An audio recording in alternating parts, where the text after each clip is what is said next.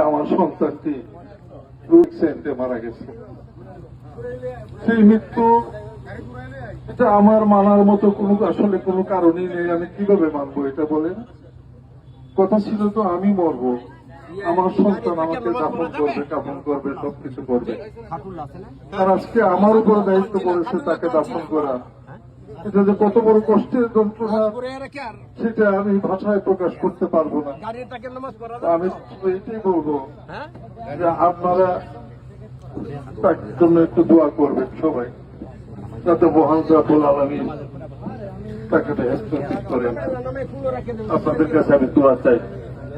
এই মোহনগঞ্জ দিয়েছে তার বন্ধু বান্ধবদের নিয়ে চলাফেরা করছে, খুব জিমজাম জীবনযাপন করছে, মানে ব্যাপকভাবে কোনো মেলামেশা, উঠা বসা বা চলাফেরা করা এগুলো করতো না।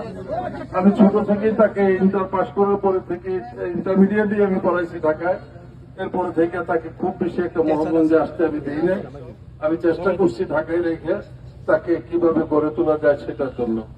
তো যাই হোক, লেখাপড়া করছে, LLB পাস করছে, চিন্তা ভাবনা করছিল দেশের বাইরে যাবে জানুয়ারিতে, কিন্তু আল্লাহ একেবারে চিরদিনের জন্য দেশের বাইরে পাঠিয়ে দিয়েছেন।